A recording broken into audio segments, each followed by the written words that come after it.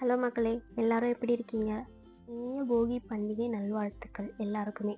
So நாங்களும் இன்றைக்கி போகி celebrate பண்ணோம். அதை எப்படி செலிப்ரேட் பண்ணோம் தான் இந்த வீடியோவில் பார்க்க போகிறோம். நாங்கள் ஆக்சுவலாக நைட்டு ஒரு 12:30க்கெலாம் எழுந்திரிச்சு போகி கொளுத்திட்டோம். ஸோ முடிச்சுட்டு நான் கோலம் போட்டேன். இந்த கோலம் தான் போட்டிருந்தேன். ரொம்பவே அழகாக வந்துருந்துச்சு. விறகு வச்சு அதுலேருந்து தீப்பந்தம் நெருப்புலாம் வர மாதிரி சுற்றி ஃப்ளவர் வர மாதிரி போட்டு கலர் அடிச்சிருந்தேன்.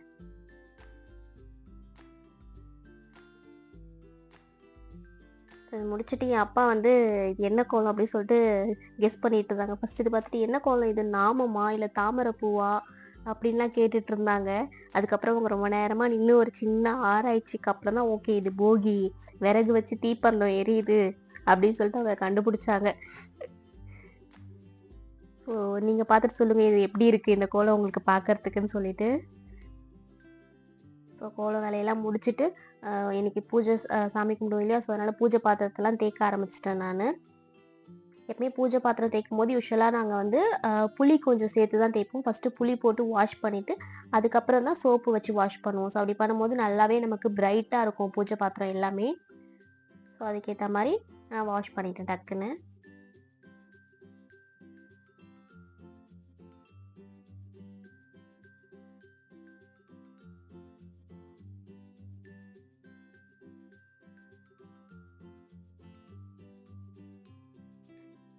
வெள்ளி பாத்திரம் மட்டும் நான் வந்து புளி போடாமல் வாஷ் பண்ணேன். ஸோ அதுக்கு புளி போடணும் இல்லை, நார்மலாக நம்ம சோப்பு போட்டு வாஷ் பண்ணது அது பளிச்சுன்னு ஆகிடும். ஸோ இது ரெண்டும் போட்டு வாஷ் பண்ணி முடிச்சுட்டு தண்ணியில் வாஷ் பண்ணி அதை கொஞ்சம் நேரம் காய வச்சுட்டு அதுக்கப்புறம் நான் வந்து பூஜை ரூம் ஃபுல்லாக க்ளீன் பண்ணிட்டேன். ஆல்ரெடி வச்சுருந்த பூ இருக்கும் இல்லையா, அதெல்லாம் காஞ்சி போனதெல்லாம் எடுத்து ஃபுல்லாக தொடச்சி க்ளீன் பண்ணிவிட்டு பொட்டு வச்சுட்டு ஃபுல்லாக பூ எல்லாம் போட்டு டெக்கரேட் பண்ணி எல்லாமே அரேஞ்ச் பண்ணி வச்சுட்டேன் நான். ஸோ அதுக்கப்புறம் அம்மா சமைக்க ஆரம்பிச்சிட்டாங்க. ஸோ அந்த சமைக்கிற வீடியோ என்னென்ன டிஷ் எல்லாம் செஞ்சோம் அப்படின்னு சொல்லிட்டு நான் தனித்தனியாகவும் அப்லோட் பண்ணுறேன். ஸோ இதில் நம்ம ஒரு சின்ன ஷார்ட்டாக பார்த்துக்கலாம். ஃபஸ்ட் நாங்கள் வந்து மட்டன் கிரேவி பண்ணியிருந்தோம். அம்மாவே வந்து ஹேண்ட்மேடாக ஒரு மசாலா ரெடி பண்ணியிருந்தாங்க. ரொம்பவே நல்லா வந்துருந்துச்சு. அதோட ரெசிபி சீக்கிரமாக நம்ம சேனலில் அப்லோட் பண்ணலாம். ஸோ இந்த மட்டன் கிரேவி வந்து இட்லி தோசைக்கு ரொம்பவே நல்லாயிருக்கும். நீங்கள் ட்ரை பண்ணி பாருங்கள். தென் அதுக்கப்புறம் வந்து கொழுக்கட்டை செஞ்சுருந்தோம். இது வந்து ரெட் ரைஸில் செஞ்சுருந்தோம். நார்மலாக வந்து செய்கிற ஒயிட் ரைஸில் செய்யலை நாங்கள். ஸோ அந்த அரிசி வந்து ஊற வச்சுட்டு இந்த மாதிரி ஒரு ஒயிட் கலர் கிளாத்தில் அதை ஃபஸ்ட்டு இந்த காய வைக்கணும். இது வந்து ஆக்சுவலாக வீட்டுக்குள்ளவே தான் நாங்கள் காய வச்சோம். ஒரு 1/2 hour காஞ்சதுக்கப்புறம் அது மிக்சியில் வச்சு அரைக்கணும். மிக்சியில் இந்த மாதிரி பவுடராக அரைச்சிட்டு நம்ம வந்து இட்லி பாத்திரத்தில் ஒரு துணியில் வச்சு அதை ஒரு ஆவி வச்சு எடுத்துட்டோம். அதான் இட்லி அவிக்கிற மாதிரி அடியில் தண்ணி வச்சு இட்லி பிளேட் வச்சு அதுக்கு மேலே இந்த பாத்திரத்தில் துணியில் மாவு வச்சு ஒரு 20 minutes இதை அவிச்சு எடுத்துக்கலாம். அதுக்கப்புறம் இது வந்து ஒரு நல்ல ஒரு அகலமான பாத்திரத்தில் கொட்டிக்கிட்டு அதில் வந்து நம்ம தேங்காய்லாம் துருவி வச்சுருப்போம். தேங்காய் சின்ன சின்ன பீஸா கட் பண்ணி மிக்சியில் போட்டு அரைச்சி அது கூடவே ஏலக்காவும் சேர்த்து அரைச்சி வச்சுருப்போம். அந்த ஏலக்காவும் இதில் சேர்த்து நல்லா மிக்ஸ் பண்ணிவிட்டு அதுக்கப்புறம் வந்து நம்ம வெல்லம் வந்து பாகாய் எடுத்து வச்சுருப்போம். அதில் கொஞ்சமாக ஒரு சின்ன பிஞ்ச் அளவு நம்ம உப்பு சேர்த்துக்கலாம். ஸோ அது எல்லாம் போட்டு மிக்ஸ் பண்ணி நம்ம வந்து கொழுக்கட்டையை பிடிச்சி இட்லி பாத்திரத்தில் வச்சு அவிச்சு எடுத்துக்கலாம். ஸோ இது வந்து நல்லா மிக்ஸ் பண்ணணும். மிக்சிங்கில் தான் இருக்குது மெயின் மேட்டர். ஸோ இந்த மாதிரி நீங்கள் ட்ரை பண்ணிங்கன்னா கொழுக்கட்டை வந்து நல்லாவே சாஃப்டாக வரும். நம்ம சாப்பிடும்போது வாயில் வந்து பூ போல் கரையும். நல்லா கட்டி கட்டியாக ஹார்டாக இருக்காது. ஸோ வெல்லம் தண்ணி யூஸ் பண்ணும்போது வடிகட்டி யூஸ் பண்ணுங்கள். நம்ம அந்த பாகு எடுக்கும்போது கல் மண்ணெல்லாம் இருக்க சான்ஸ் இருக்கும் அடியில். ஸோ அதனால் நரன்னு இருக்கும், சாப்பிடவே பிடிக்காது. நீங்கள் அதை வடிகட்டி யூஸ் பண்ணிங்கன்னா இந்த மாதிரி உங்களுக்கு சாஃப்டாக நல்ல டேஸ்ட்டாக இருக்கும்.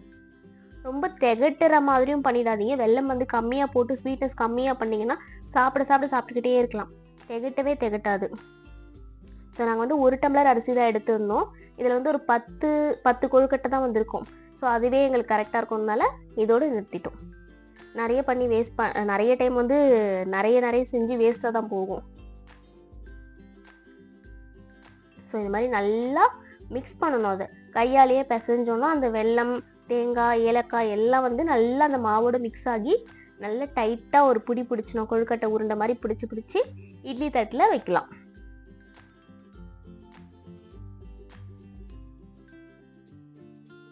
ஸோ இந்த மாதிரி பிடிச்சி நம்ம நல்ல ஸ்ட்ராங்காக ஒரு ப்ரெஸ் கொடுத்து இந்த இட்லி பாத்திரத்தில் வச்சுக்கலாம். அடியில் வந்து நம்ம தண்ணி வச்சுருப்போம். சேம் இட்லி எப்படி பாயில் பண்ணுவோமோ அதே மாதிரி தான் இதுவும். நீங்கள் இது வந்து டேரெக்டாக அந்த பிளேட்டில் வைக்காமல் ஒரு துணி வச்சு கூட அந்த துணி மேலே இந்த உருண்டையே வைக்கலாம்.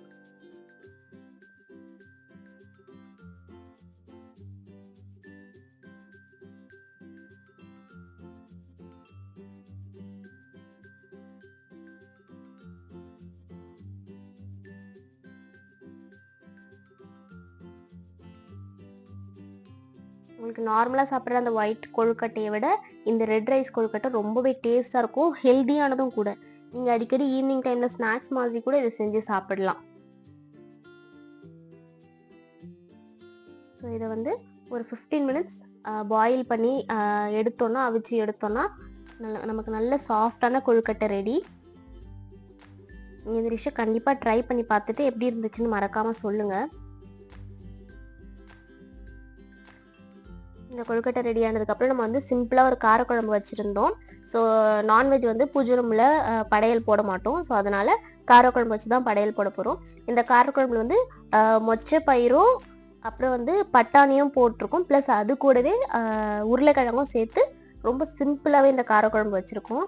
சட்டுன்னு குயிக்காக ரெடி பண்ணுறதுக்காக. பிகாஸ் மட்டன் குழம்பு வைக்கும்போது காரக்குழம்பு அதிகமாக யாரும் இம்பார்ட்டன்ட் கொடுக்க மாட்டோம் இல்லையா? ஸோ அதனால் ரொம்பவே சிம்பிளாக ஒரு காரக்குழம்பு வச்சுருந்தோம். உங்களுக்கு பார்த்தாலே தெரியும், ஒரு குட்டி கடாயில் தான் வச்சுருக்கோம் இந்த காரக்குழம்பு. ஸோ இதில் வந்து உருளைக்கிழங்கு ஆல்ரெடி பாயில் பண்ணி வச்சுருந்தாங்க. அந்த உருளைக்கிழங்கு அப்படியே போட்டுக்கோங்க. நீங்கள் வேணால் தோலை வந்து ரிமூவ் பண்ணிட்டு கூட போட்டுக்கலாம். தென் அதுக்கப்புறம் முருங்கைக்கீரை வந்து ரொம்பவே மேண்டட்டரி இந்த போகி பண்டிகைனாலே. ஸோ அதனால் முருங்கைக்கீரையும் ரெடி பண்ணி வச்சுருக்காங்க. ஆல்ரெடி அது வந்து க்ளீன் பண்ணி எடுத்து வச்சுருந்தாங்க.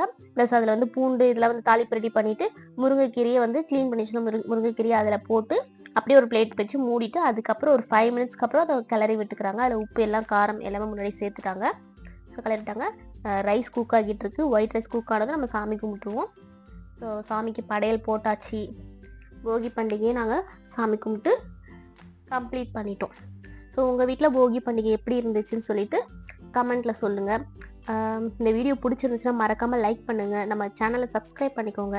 நிறைய குக்கிங் ரிலேட்டட் வீடியோஸ் வந்து உங்களுக்கு ரெகுலராக அப்டேட் ஆகிட்டே இருக்கும். நாளைக்கு பொங்கல். நாளைக்கும் இதே மாதிரி நாங்கள் பொங்கல் எப்படி செலிப்ரேட் பண்ணோன்னு சொல்லிட்டு ஒரு vlog கண்டிப்பாக உங்களுக்கு 7 to 8 o'clock வந்துடும். அதையும் மிஸ் பண்ணாமல் பாருங்கள்.